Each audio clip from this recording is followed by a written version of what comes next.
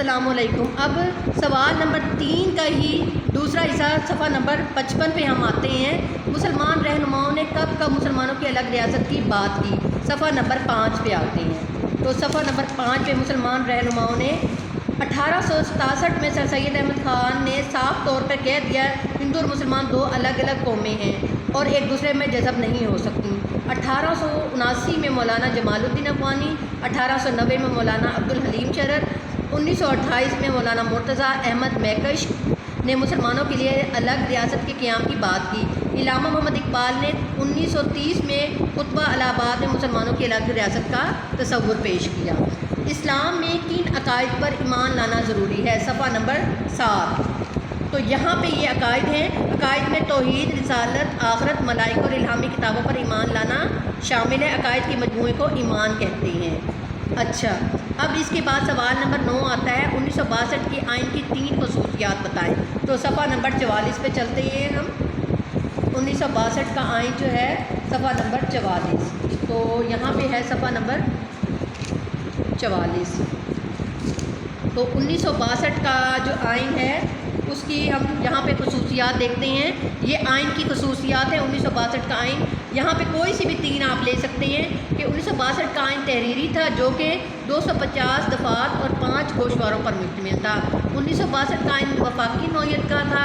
اس دستور پاکستان کے دونوں حصوں کو برابر نمائندگی دی گئی۔ 1962 کے دستور کے تحت ملک میں صدارتی طرز حکومت رائج کیا گیا۔ تمام اختیارات کا منبع صدر کو بنایا گیا تھا۔ ٹھیک ہے، نمبر 10 سوال نمبر ہوگا اللہ تعالیٰ نے اپنا نائب کس کو مقرر کیا؟ صفحہ نمبر 7 پہ چلتے ہیں۔ اللہ تعالیٰ نے اپنا نائب کس کو بنایا ہے؟ تو یہاں پر دیکھیں، میں زمین میں ایک اپنا نائب بنانے والا ہوں۔ سورۃ البقرہ کے مطابق انسان کی حیثیت اللہ تعالیٰ کے نائب کی ہے، لہٰذا مسلمانوں پر اللہ تعالیٰ کے احکام پر چلنا ضروری ہے۔ تو یہ ہے اس کا جواب۔ اور اب سوال نمبر 11 پہ آتے ہیں، ارکان اسلام کون کون سے ہیں؟ صفحہ نمبر 8۔ ارکان اسلام میں یہ عبادات جو ہیں، قانون کی حکمرانی، اخوت و مساوات اور عدل و انصاف، صرف ان کے نام آنے ہیں، تو یہ آپ نے لکھنے ہیں۔ اب سوال نمبر 12 ہے، زکوٰۃ کے متعلق آپ کیا جانتے ہیں؟ صفحہ نمبر 8 پہ آئیں گے۔ تو زکوٰۃ اسلام کا تیسرا رکن زکوٰۃ ہے۔ زکوٰۃ مالی عبادت ہے، اسلام کے معاشی نظام کی مضبوطی کا ذریعہ ہے۔ زکوٰۃ کے نظام کی وجہ سے دولت چند ہاتھوں میں اکٹھی ہونے کے بجائے گردش میں رہتی ہے اور معاشرے کے غریب طبقے تک بھی پہنچ جاتی ہے۔ اچھا، نمبر 13، روزے سے کیا مراد ہے؟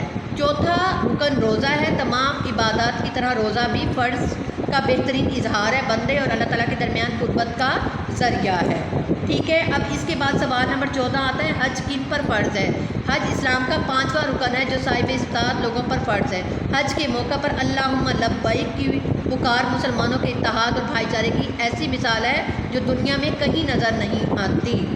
اب سوال نمبر 15 ہمارے پاس آتا ہے، اخوت کے بارے میں حضور صلی اللہ علیہ وسلم کا کیا ارشاد ہے؟ صفحہ نمبر 9 پر آتے ہیں۔ اخوت اس بات کا درس دیتی ہے کہ آپس میں برادرانہ تعلقات قائم ہونے چاہیے تاکہ کسی کے حقوق چھینے نہ جا سکے اور نہ ہی کوئی کمزور پر ظلم کرے۔ حضور صلی اللہ علیہ وسلم کا ارشاد ہے کہ ایک مسلمان دوسرے مسلمان کا بھائی ہے اور اس کے ساتھ دھوکہ نہیں کرتا اور اس کے ساتھ خیانت نہیں کرتا اور اس کی غیبت نہیں کرتا۔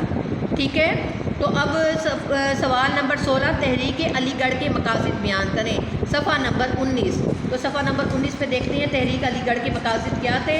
تو وہ یہ ہیں، تحریک علی گڑھ کے مقاصد: نمبر 1، حکومت اور مسلمانوں کے درمیان اعتماد بحال کرنا۔ نمبر 2، مسلمانان بر صغیر کو جدید علوم و انگریزی زبان سیکھنے کی طرف راغب کرنا۔ مسلمانان بر صغیر کو سیاست سے باز رکھنا ہے۔ اب سوال نمبر 17 ہے، بر صغیر میں 2 قومی نظریے کی ابتدا کب ہوئی؟ تو صفحہ نمبر 11 میں چلتے ہیں کہ جو ہے 2 قومی نظریے کی ابتدا۔ تو یہ ہے 2 قومی نظریے سے مراد بر صغیر پاک و ہند میں 2 بڑی قومیں ہندو اور مسلمان آباد ہیں۔ یہ دونوں قومیں صدیوں تک ایک دوسرے کے ساتھ رہنے کے باوجود آپس میں گھل مل نہ سکی۔ 2 قومی نظریے کی بنیاد مسلمانوں کا علیحدہ تشخص ہے۔ پاکستان 2 قومی نظریے کی بنیاد پر قائم ہوا۔ 2 قومی نظریے کا نصب العین یہ تھا کہ اسلام کے 2 قومی تصور کی بنیاد پر ہندوستان میں مسلمانوں کی ایک ایسی آزاد ریاست قائم کی جائے جس میں رہتے ہوئے مسلمان اپنی انفرادی اجتماعی زندگی اسلام کے اصولوں کے مطابق گزار سکے۔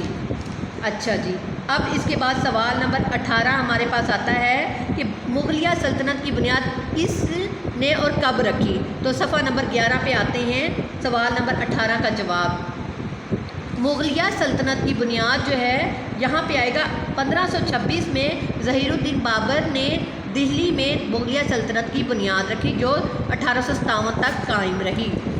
سوال نمبر 19، سلطنت دہلی کے دور میں کن خاندانوں نے حکومت کی؟ سلطنت دہلی کے دور میں سلطنت دہلی کا دور حکومت 1526 تک رہا، جس میں خاندان غلامہ، خاندان خلجی، خاندان تغلق، سادات اور لودھی خاندان نے حکومت کی۔ اب سوال نمبر 20 اور آخری سوال ہے، مغلیہ دور کے مشہور حکمران کون تھے؟ تو اس کا صفحہ نمبر 11 پر ہی جواب ہے۔